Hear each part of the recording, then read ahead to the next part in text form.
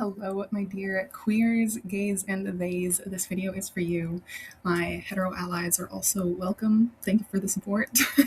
Welcome to or back to the channel. If you're new here, I am Mars. This is the Starlit Library. Today, I'm very excited to share with you a tier ranking of all of the queer books that I read. This list is going to go back all the way to like 2015-ish. So I will struggle to remember some things, but I'm still going to put them in the tiers based off of what I remember from the feelings. And not all of these are listed on Goodreads or Storygraph with the LGBT tag on them, but based off of my experience of reading them, I have added the books accordingly. Let me just share my screen really quick, and I guess let's just get straight into explaining what my categories are.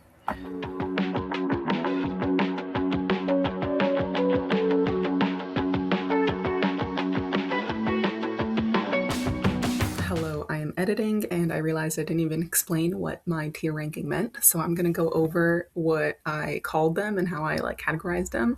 So the bottom row is utterly unforgettable. It's practically hetero, and this is reserved for those books that I strongly dislike that maybe I just didn't have a good time connecting to it, or there really wasn't enough queerness to even categorize it within the LGBT, or it's just I had to force myself to pick it up and it was kind of just hate reading or whatever, things like that, where it's just maybe a 2-star, if even that. The next, I ended up changing the title for this one because I couldn't really get the vibe down, but it starts off with, well, that was disappointing, because it's okay, I read it, but will I remember it? Will it live? Will a piece of it live inside of me? Not really. But I read it and it was an experience. Whether it was good or all right or okay remains to be seen. Next is Moto Moto Likes You. And yeah, these are kind of just solid books that I really liked. They had some impact on me, but are not top favorites, but they're really good and I would recommend. And yeah, they were nice. They were good. And I liked them, and they had something impactful to say. Oh my god, take a shot every time I say the word impact, because I swear to god you're gonna keep hearing it. The penultimate tier is Girls Just Want to Have Fun, and these are books that I just had a fun time with and also really stuck with me. And yeah, it's these are good, or good 4 stars or higher ish. And last but not least, top tier is the LGBT Bible. And these are books that have really, really stuck with me, are part of my personality, some of my favorite books, and also especially in terms of ranking queerness and just the impact, first, that it has on the queer community in general and just on me. And I don't know, just how I really put those books in high esteem. So keep watching, you'll get some fun explanations and it'll be worth your while. See you. Okay, so here we go. So the first one that we have on the list is Every Day by David Levithan. This, I think, again, I read in maybe 2014, 2015 or something. And the premise of this is that there's a soul that gets reincarnated into a different body every day, and then ends up falling in love with a girl named Rhiannon. And props, extra points for the name Rhiannon. And so this isn't, I don't think this is technically counts or is tagged as LGBT, but the fact that they don't have control over which body they go into, and so obviously sometimes they're in boys' bodies, girl bodies. I'm not sure if there is representation of intersex or in between genders or whatever, but yeah, they fall in love with Rhiannon, and they make it a mission to go back and find her, no matter what state that they wake up in, literally the states of America, and also trying to figure out, I guess, the how this is happening, and I think maybe they try and figure out if there's a way to just end up in one body. And there is a second book. I'm not sure if there's a third, but I did also read the second book. I don't really remember it. I don't really remember the difference between them, but honestly, this definitely did have an impact on me, especially being one of the first kind of like queer coded books that I read as a baby gay. And so this definitely did have an impact on me, and I genuinely love it. Like I'm putting this in like the second tier. Already off to a good start, honestly. I think it definitely had an impact on me. And it's like, dude, one of those specific YA books, like also in this kind of category would be like Looking for Alaska and oh my god, what's it called? Brighter. Oh my god, the one by Jennifer Niven that like changed my fucking life. All the Bright Places. Oh my god. Like this book kind of had the same kind of impact on me as those books did. But, those don't get counted in here because they're not queer. But, you get the gist. Second book, Dead Poet Society. Dude, I'm so fucking mad. I love this book so much. I lent it out to a friend. Not even a friend, just a guy, honestly. And I regret it because I haven't seen that book since. And it was my first, like, I annotated it and I fucking treasured it, and now it's fucking lost to the wind, and I'm genuinely still fucking pissed about it. For that reason, this goes in A tier. This is part of the Bible that I need to reread it. I need to study it. I never even actually saw the movie because I'm terrified, because Robin Williams, he was the first, like, public figure celebrity that his death, I cried so fucking hard. I created a fucking shrine for him. I'm not even kidding. I'm not even fucking kidding. He's such a fucking legend. But yeah, I know it's just gonna be fucking devastating, but also change my life the way that the book did. And I definitely want to watch it and maybe read. Oh, wait. That would be perfect for another video idea I've had for a while now. Actually, okay, stay tuned. Next we have Just Kids by Patti Smith. Oh my goodness, this is like a memoir, autobiography kind of, and it talks about Patti Smith and also her relationship with Robert Mapplethorpe, a gay photographer and artist that ended up dying from AIDS. Oh my god, this had such an impact on me.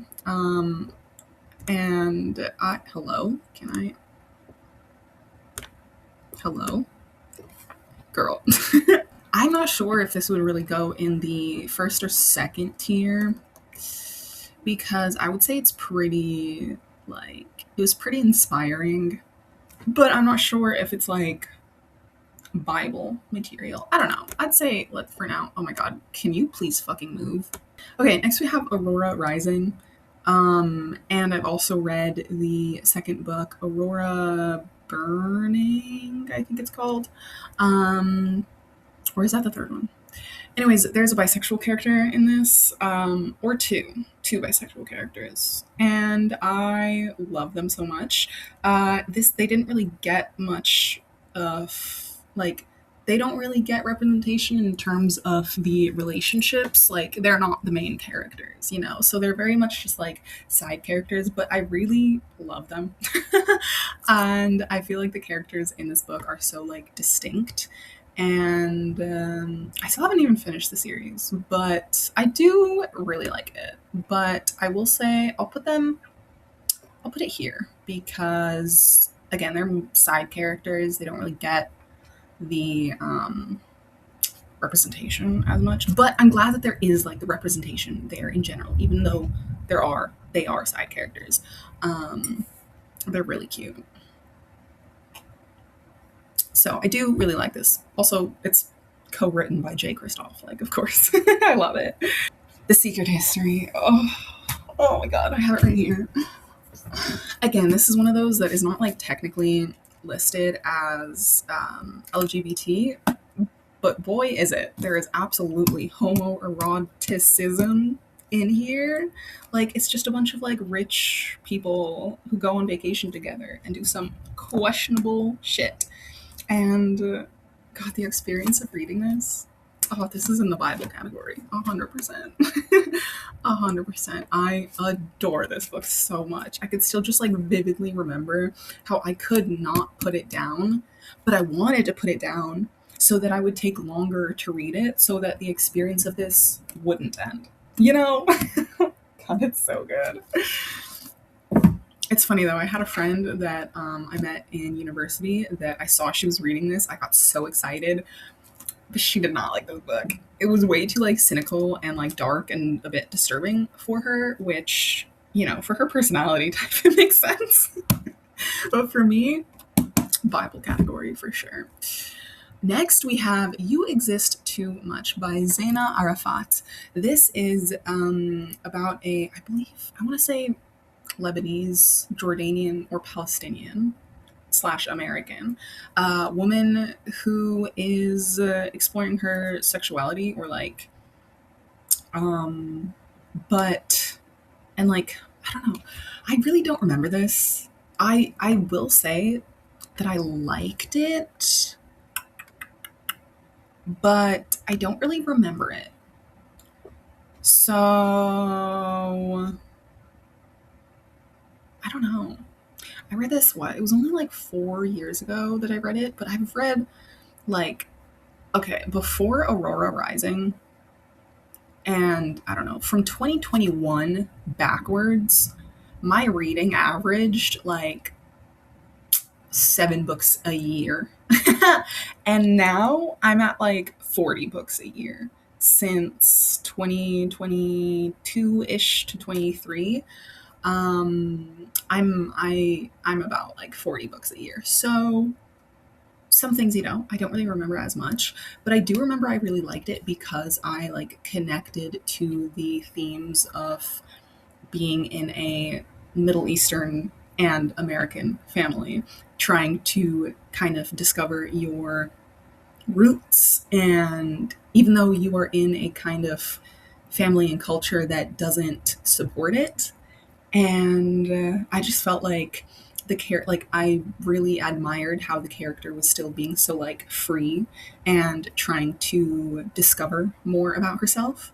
And I remember that the prose was pretty lyrical at times, and I connected with it.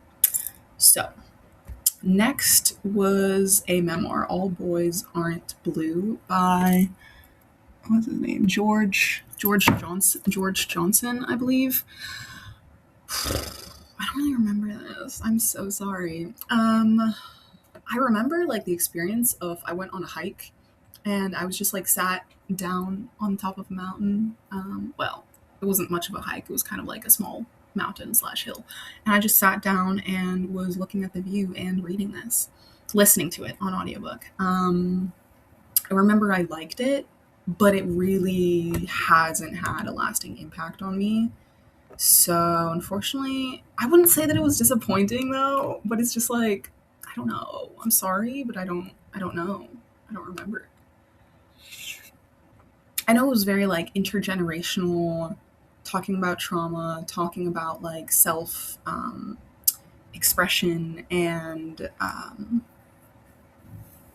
my god, discovery in a time in like an environment and a family that also didn't really like accept it, but I don't really remember any other specifics. Pet by Kweke Emezi. This is technically a middle grade, right? I believe. About a little trans girl with a beautiful family and friends, but there are monsters. There are monsters in the city, and this was fucking gorgeous because, spoiler alert, the monsters are a metaphor for, like, predators, I believe. And I just thought this was beautiful, honestly. It was so fun. It was beautiful. I really liked it. And so Motomoto likes me. I feel like a lot of these, unfortunately, are kind of going to fall within like 3-star category. This, I wouldn't say that all of these are necessarily like 3 stars, though I would say that probably some of them or most of them will be.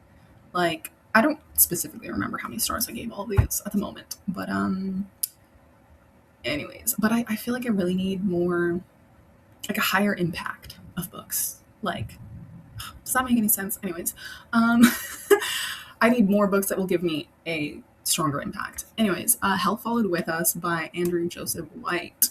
This was a lot of body horror, which I don't like specific.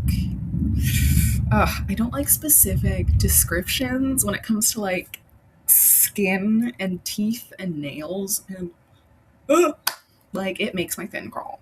But I really appreciated the representation also of religious trauma and an adorable autistic character and found family in the time of fucking apocalypse.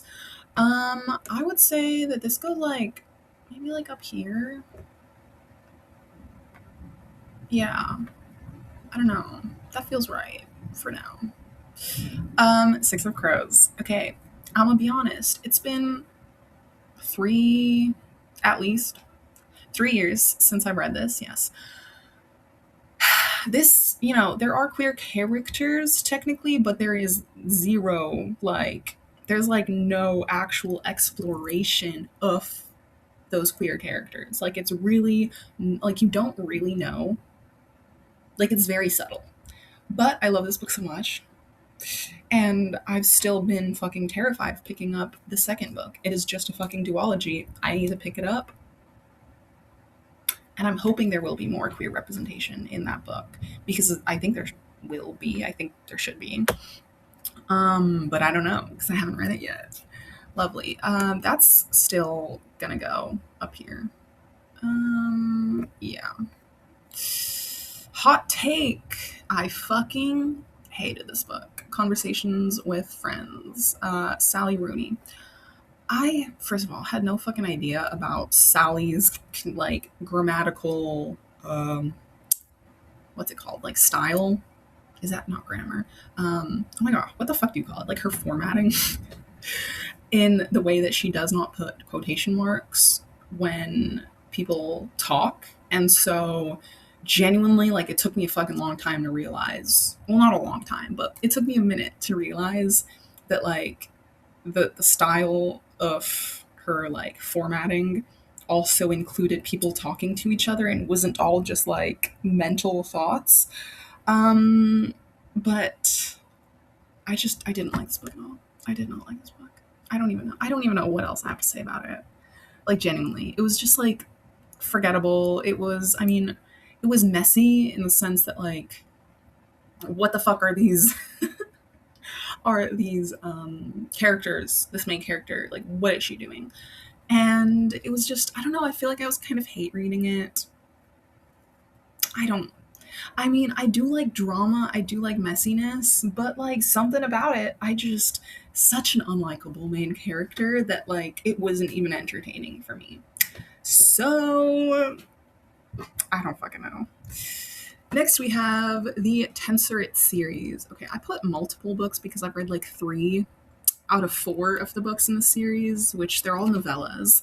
But I think I'm just gonna exit that and just put the main book as a representation of them.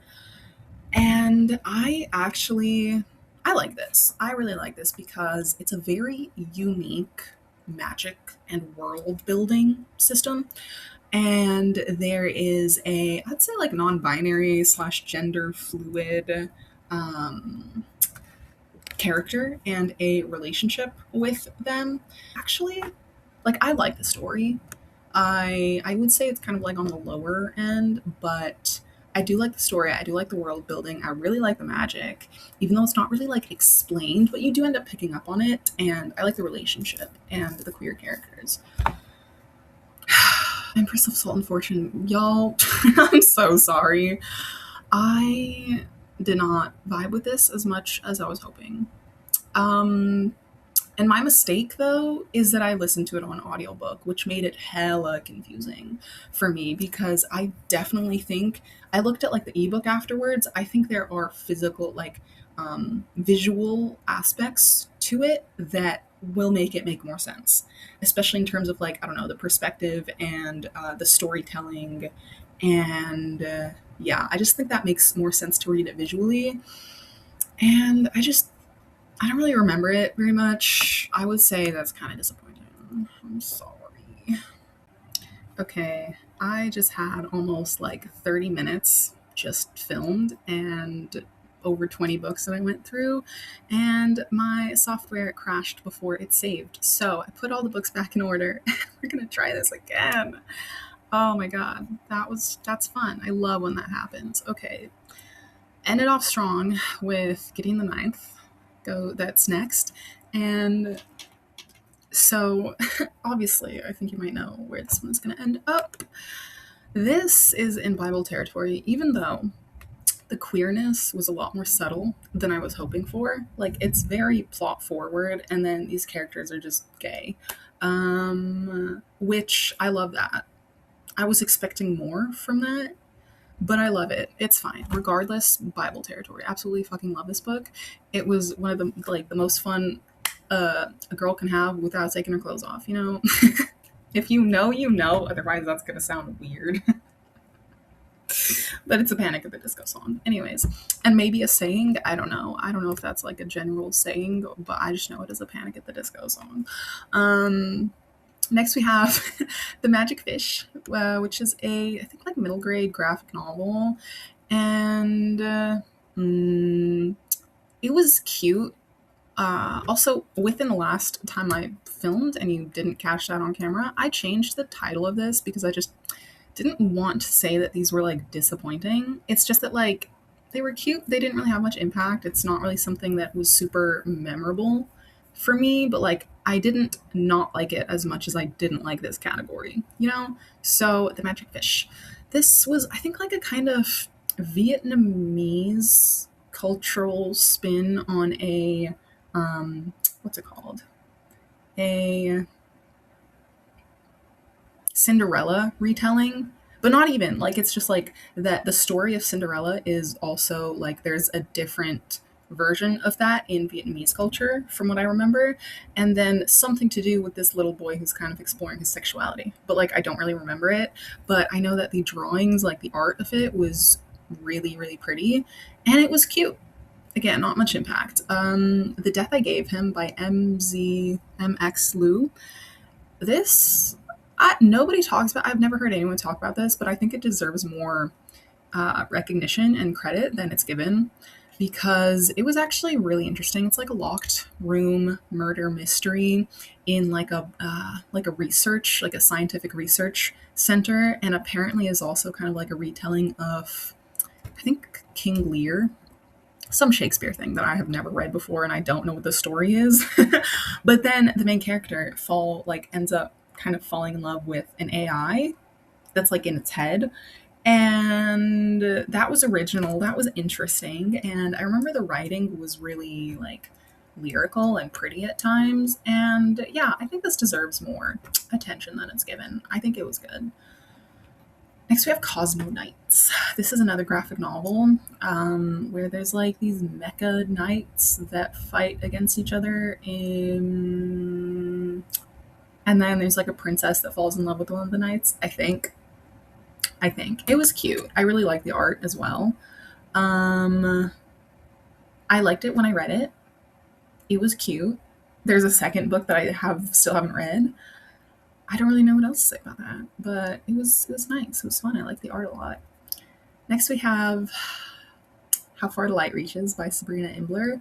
My Life in 10 Sea Creatures. This is my new favorite niche.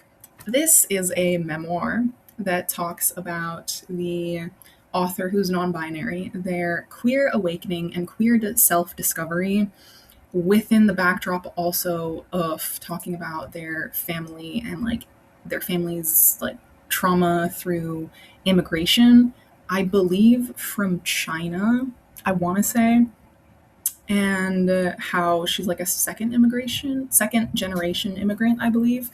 And then all of this talking also about sea creatures and like fun facts about sea creatures and like the life of sea creatures and how they have studied sea creatures in college, I believe, or like has always been fascinated by them.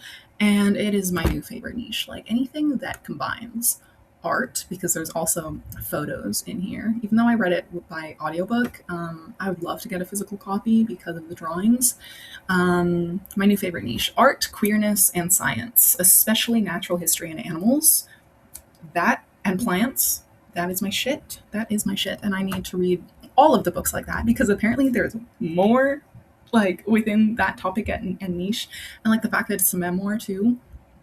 So many more books apparently within that subject that I need to read. Next, we have The Brilliant Death. This is like a YA where the main character is like one girl with three brothers. Her dad dies, and he's like a big head of like the family, like a lord, and she needs to like prove her competence, yes, and the fact that she can actually become maybe like head of the family or something, or like that she's more powerful, but she's also has like some magic powers, which I kind of forget what the fuck the power even is. I think she can like turn objects into other objects, and then falls for or like meets someone who can shapeshift, which is super fucking cool. Not much impact. It was fun. It was cute.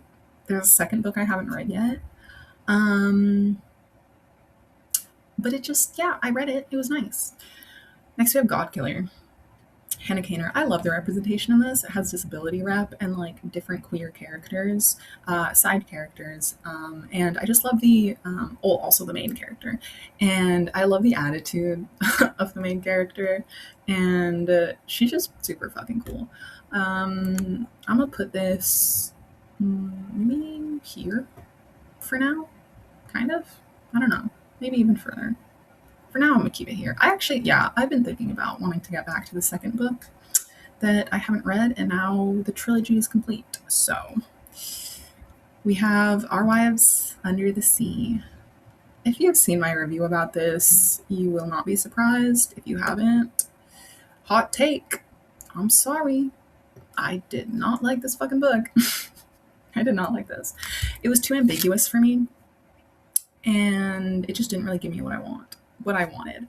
And there were parts of it that like I do understand because being able to communicate efficiently given the circumstances wasn't necessarily possible. But just like it just I feel like there was just such a high hype around it that it did not live up to for me. It was just like okay. It just was. And parts of it I remember were lyrical and like were kind of gut punching, but like not enough. Not enough, I'm sorry. Next is Nevernight, and I also read God's Grave this year, and God's Grave definitely does explore the queer side more because the main character is bisexual, and we explore that for sure more in the second book, but I'm still just going to put the first book as the to represent the series. And this is one of my favorite books, like ever. I love it very much. So I'm gonna put it, I wouldn't necessarily say it's like the LGBT Bible, but it is one of my favorite books. But I don't know, like it doesn't have like as big of a queer impact, but it's one of my favorite books, so I feel like it has to go up here. Next, we have Lord of Eternal Night, by, who is that? Ben Alderson. This is when I was like trying to see if like romantasy can work, and just sounded kind of fun. It's like forced proximity with like a vampire and trying to end a curse or whatever. But it was like super insta-lust, and I didn't care. I did not care. I'm sorry. Next we have This Is How You Lose a Time War by Amal El-Mukhtar and Max Gladstone. And y'all, I can still visualize the last scene and how everything was pulled apart and then woven back together, and like the goosebumps that I got, and just like being on the edge of my seat, and just the masterpiece that this was. Fucking masterpiece. Ooh, I don't really know where to put it in the rank. Book. Maybe? No. I don't know. God, they're all so good. I can't rank these. Oh my god. Anyways, this was absolutely incredible. The Dream Thieves by Maggie Stiefvater. Okay, this had an LGBT tag, but girl, I do not remember. I do not remember who was the queer character, or when that really came into play, or was discovered or discussed or whatever. I listened to this on audiobook and I think I fucked up there because I feel like I remember being distracted and the whole plot of this was literally a fever dream that I don't really feel like I remember much from it, which is unfortunate because I loved the Raven Boys. I just feel like maybe I needed to read this physically. I know it was fun, but especially in terms of like the queerness, I don't remember there being any. I I don't know, but I did love it. Like I love the series and I love the characters, but the plot of this book went really fast and it was kind of confusing. And honestly, I might want to reread it or like look up a detailed summary because I feel like I don't remember as much, but I really love the plot overall and would like to continue with the series. Next, we have The Tiger's Daughter by K. R. Arsenault. R. K. Arsenault. K. Arsenault Rivera. This motherfucking book. This is one of like the only book that I read like the most pages of in one day. And it's just, it will forever have my heart. It's so incredible. It is the most underrated book, in my opinion, too. It's set in like Mongolia or Mongolia inspired fantasy world and is a very deep character study between these two girls that grew up together but then were forced apart, but then found their way together again. And it is just like, it's slow. It's like historical fiction, but also fantasy, and how these characters are like grappling with living in a world where they have to be like divided because of politics, but then like still support each other as they go through literal personal transformations. God, this book is so good. It's so good. It has such an impact on me. I love it so much. In the Ravenous Dark by A.M. Strickland. I buddy read this with my girl Brooke Report. And honestly, I think I went through this too fast and I was like trying to read it before the end of the year because this is the last book I read, or one of the last books I read in 2024. And props extra points to it because it explored a polyamorous relationship and like a love triangle. But a little like minus points because that wasn't really until the very end, and so we didn't really get like an exploration of how they navigated that. So, but the world and the magic of this was really cool. And there was like some afterlife exploration, which was fun. I don't really remember it too well, but it was fun. It was fun. Okay, we have like 15 books to go through from last year and a few from this year, and then almost done. I swear, we're almost done. So, next we have Mistress of Lies by Cam Enright. This also explored a polyamorous relationship, I think. I think. And I believe also a trans character. And it was fun because there was like murder mystery and vampires, but like a different kind, like form of vampires, kind of. That it wasn't like explicitly stated, but this was really intriguing. I really like the world building and the culture as well because it's inspired by the author's Filipino background. I think I'll put it here. So yeah, and I think the second book came out last year or this year maybe actually.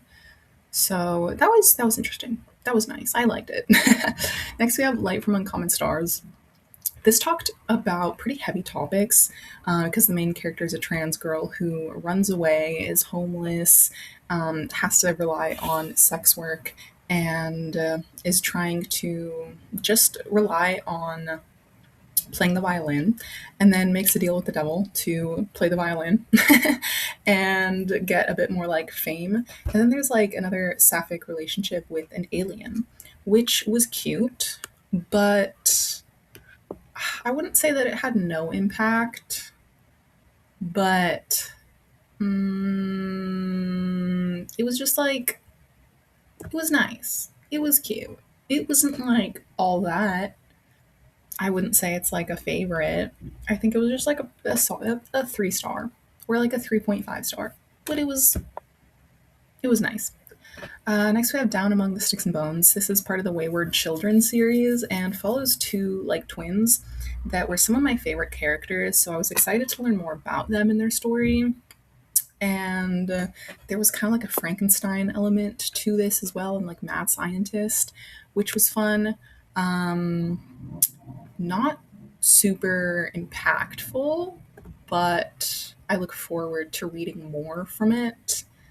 I liked it. It was kind of just like a fairy tale retelling kind of vibe, and it was nice. Not much more.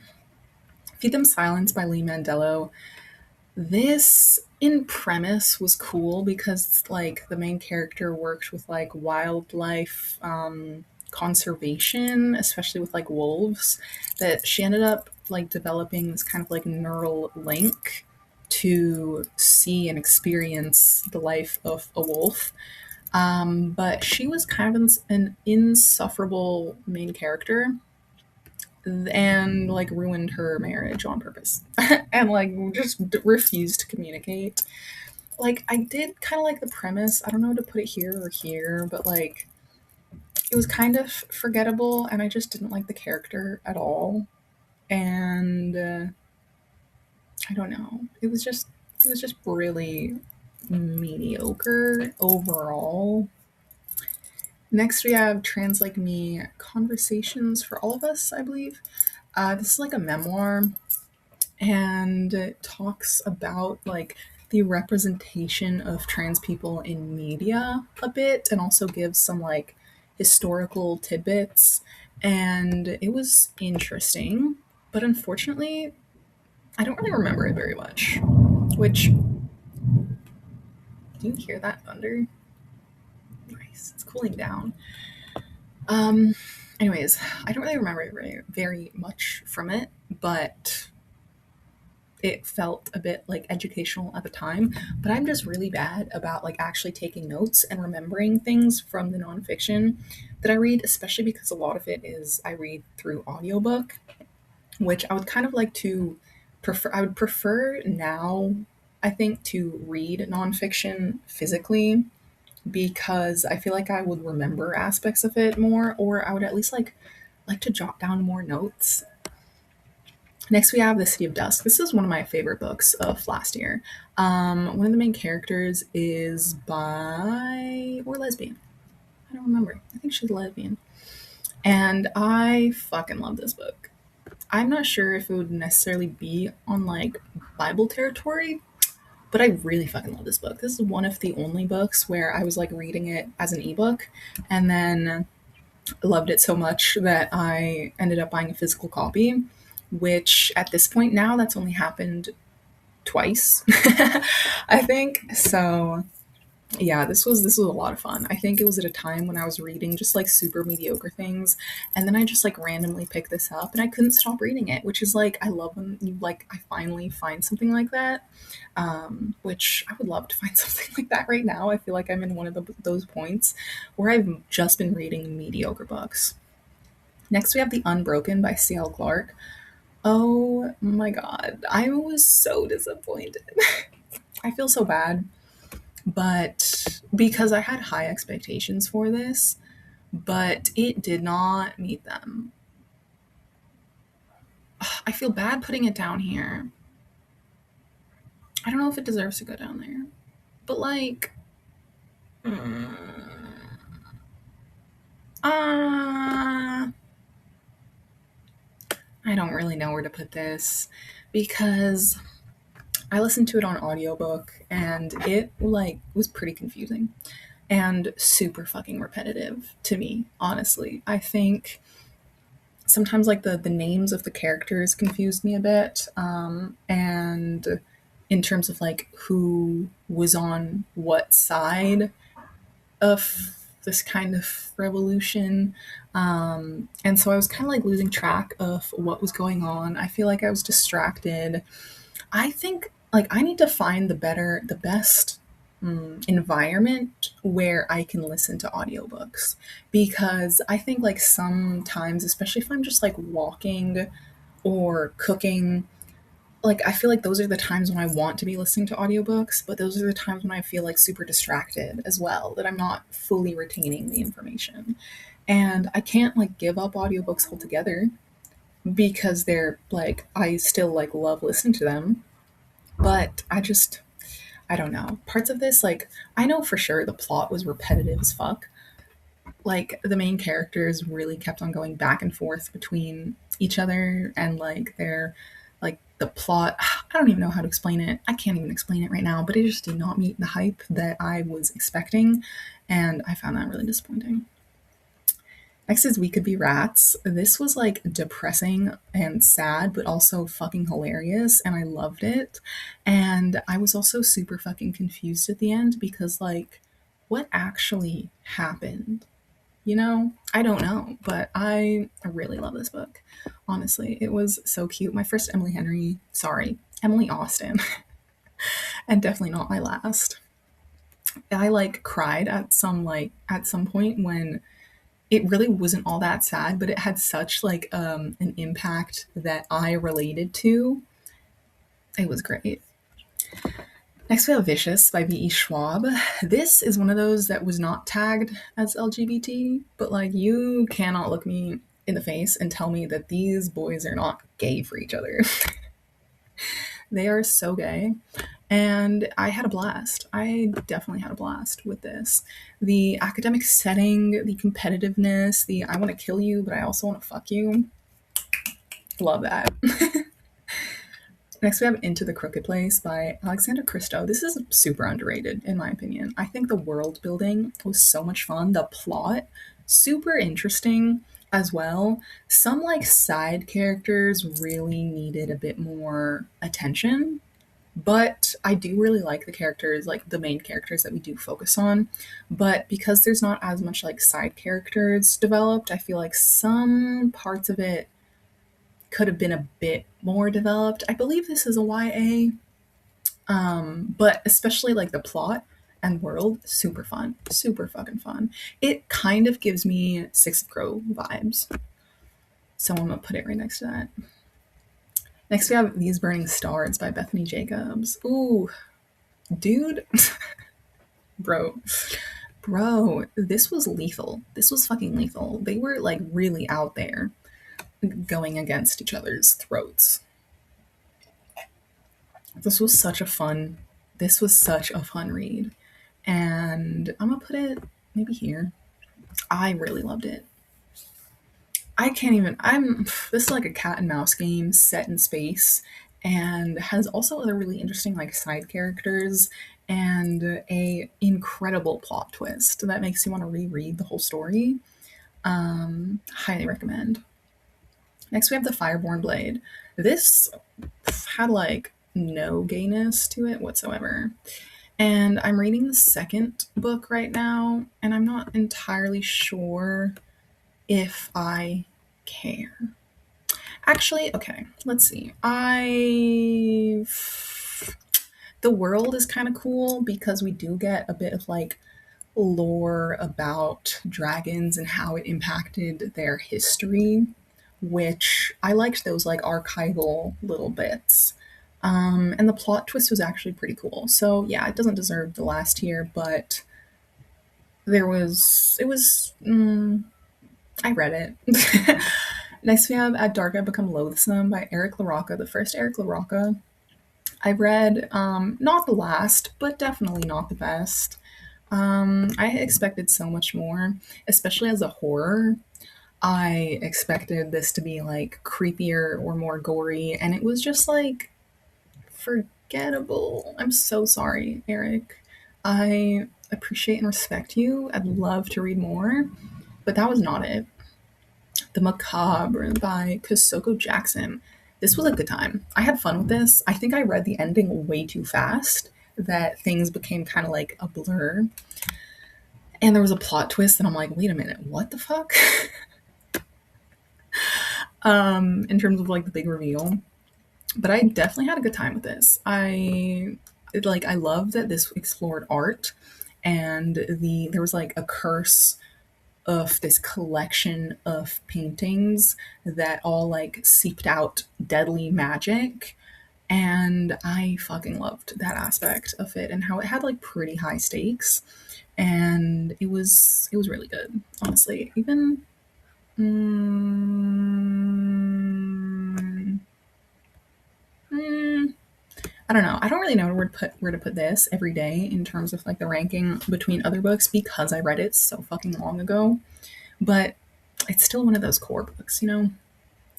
Next, we have Knock Knock Open Wide by Neil Sharpson. This is one of my favorite books from last year. Oh my god, I was on the edge of my seat. I think this rivals also The Tiger's Daughter with how much I read in one day, because I swear to god, I got through like 50% of this as an audiobook in one day because I just couldn't stop listening.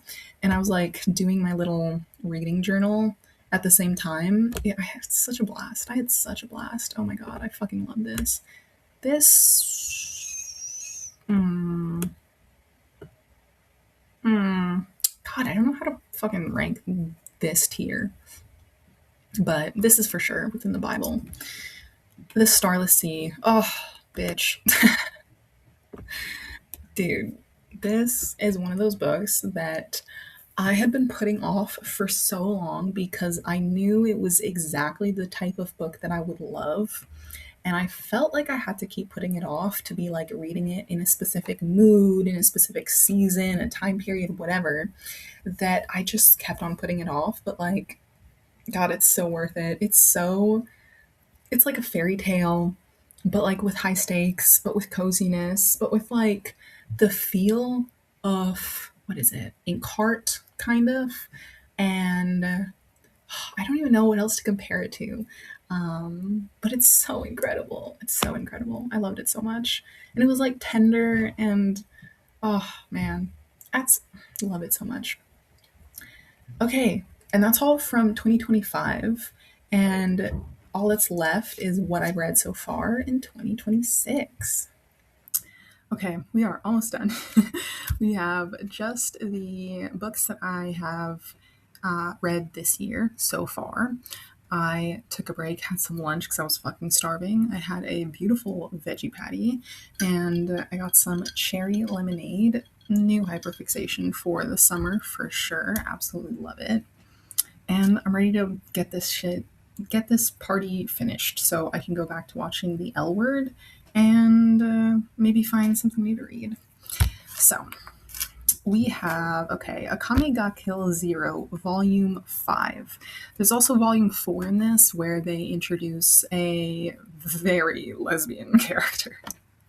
But this this manga is very, like, male gazy, and so it's very, I don't know, a bit too much, a bit forceful sometimes, and yeah, just very male gazy. But in general, like I love Akame ga Kill, and I love that this manga series is kind of like a prequel, and so I'm learning a lot more about the background of the characters.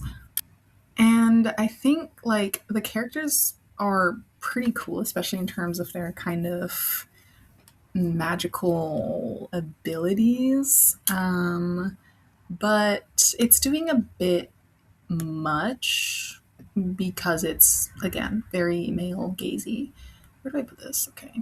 I don't, well, so I'm just kind of just gonna leave it there. Next, we have Blackouts by Justin Torres. This is a literary fiction, and it's got mixed media. It's full of mixed media and a really interesting like storytelling style between a young gay man and a very old gay man, and they're kind of just telling stories back and forth, and it's very creative. I think the writing is really beautiful. I had a good time with it, honestly. I'm gonna maybe put it here, maybe. Again, I don't really know how exactly to rank the things within their own tiers, but I think that feels good for now. Okay. If you've read this, you're gonna be like, girl, what the fuck? The Warrior Prophet by R. Scott Baker. And like, it's really not gay, but it's homoerotic. I will tell you that much. I cannot give any spoilers. Literally cannot say anything more than that. But I'm placing it here. Yeah, I'm putting it here. Yeah, I can't say anything more than that. But girl, dude, I gotta, yeah. Anyways, The Everlasting by Alex E. Harrow. This seems to be everyone and their mothers and their motherfucking grandmother's favorite book.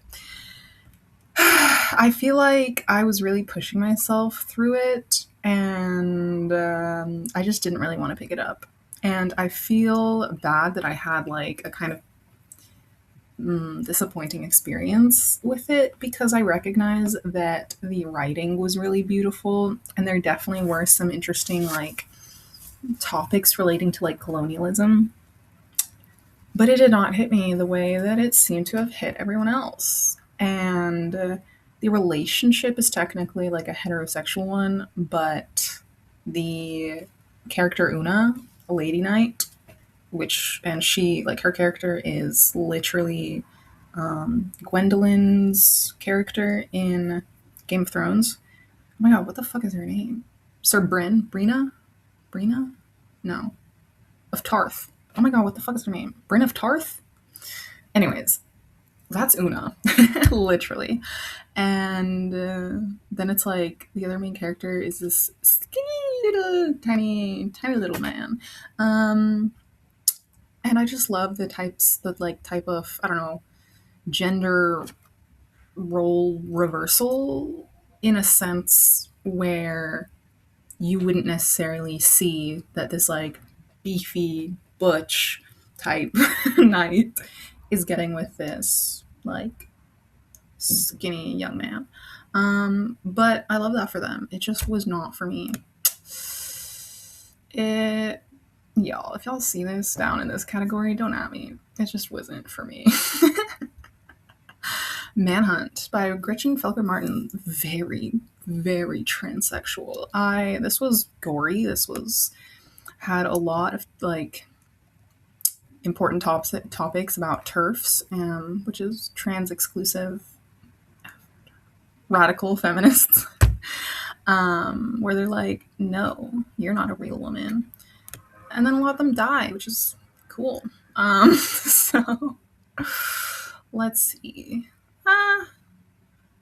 In terms of enjoyment, maybe around there. Next we have Blackheart Man, which includes a, I believe, intersex character, which might be the first one that I've read.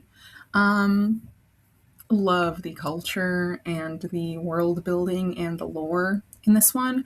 I would recommend reading it physically, because there's some terms that are either fantasy term like words or like Caribbean. So in order to like, I don't know, help you understand what it's talking about, sometimes I would recommend reading this physically.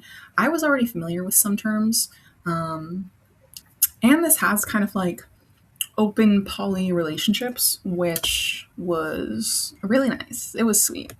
I really enjoyed this book. Was it up here? Yeah. I don't know. Here or maybe here. Parts of it were a little confusing. I did listen to it on audiobook, and I read a little bit of it physically as well. Parts of it were a bit confusing, but God, the cover is like my favorite book cover of all time. Um, I don't know. I feel like it's like a little bit between these two. I'm gonna keep it there.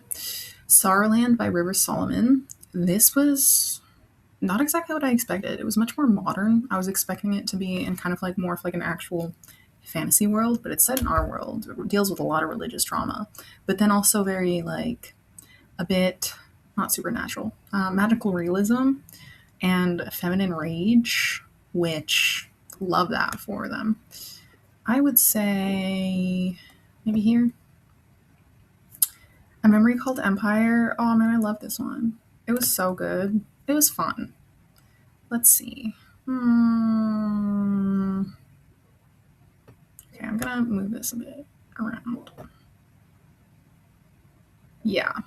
It was very like slow but rewarding, and the plot was super fucking interesting in terms of like the and the world, like the world building and the exploration of language and how language was used in the world building, and it being sci-fi as well. I really haven't read as much sci-fi as I want to. Sphinx by Anne Garretta. This is a very like experimental book, and it's originally written in French. And in French, there is no, and English, the way that it was translated, really well done.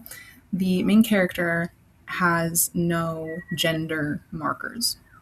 We don't technically know what gender this character is, though in my mind it's sapphic, because it just is. It just makes more sense that way. For me personally, you know.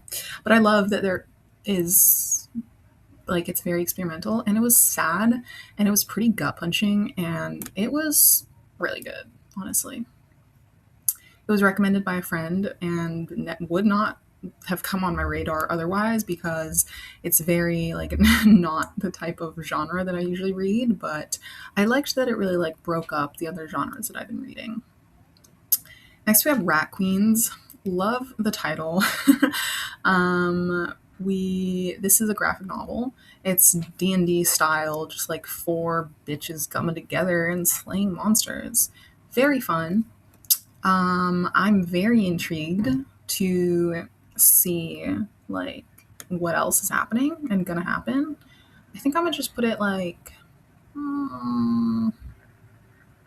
here, here. I don't know. It was really fun, and the world just seems really cool. Next we have Womb City. I think is the next one. Yeah, Womb City. This I count as queer because the main character, like, there's like body hopping, and there are multiple times when the main character talks about how they don't like feeling so restrained by like female expectations because they're in a female body. And they kind of just like talk about sometimes the experience of just like being a person. And I really related to that because it's kind of just like your soul that gets transported into different bodies based off of different things. It's actually pretty convoluted that I'm a bit like still a bit confused on how like the rules work and everything, but I would still say that counts as like being pretty queer. This was all right. In the end, it was impactful. Well, it was impactful and like very interesting in terms of the plot. I think I kind of zoned out a bit at the end, but I would recommend this for sure. It's got a lot of like interesting discussions because it is a dystopian and deals a lot with like bodily autonomy and the way that women are treated. And it's set in like a futuristic Botswana, which was really cool. Next, we have Brighter Than Scale, Swifter Than Flame by Neon Yang. This is the same author as the Tensert series, which I put over here. And girl, God, I'm so sorry, but like that was not there was like no queerness almost. Like it was just passed over. Like I thought that there would be a bit more yearning, a bit more of a I don't know, description of the relationship between these characters, because this was more of a character focused, no, it's a novella. It was a character focused novella. But like the fact that this, like another lady knight, ends up getting with a princess, it was really glazed over, and I wanted and I expected so much more that it was extremely disappointing that it was practically heterosexual. Next we have, because it's like there was like nothing. I feel like the whole book was a lot of words and like nothing really happened, you know? Next we have After the Dragons, which I just finished like last night, and this was sweet. This was sweet.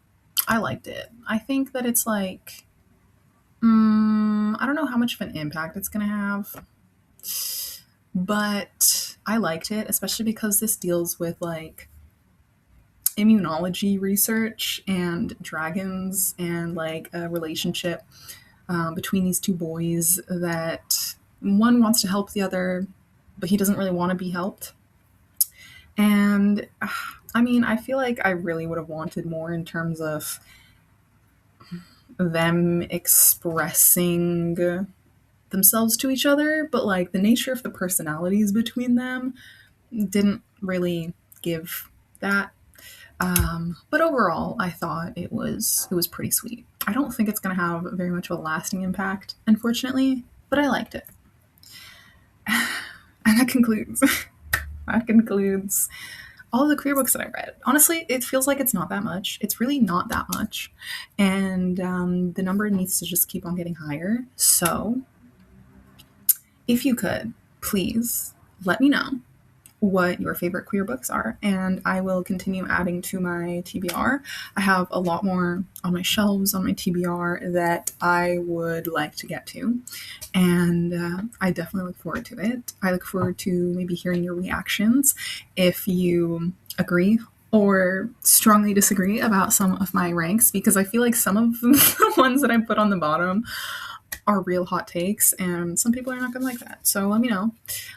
These are all my opinions. Take it with whatever grain of salt or seasoning you would like to take it with. I personally like garlic salt and paprika. So my computer started heating up and freaking out, so I couldn't film an outro before. But here we are. Like I said before, please leave a comment about your favorite LGBTQ LMNOP book that you have read that you would recommend, and let me know your thoughts on some of my rankings. I thought this was really, really fun, and I would love to do like similar videos like this in the future.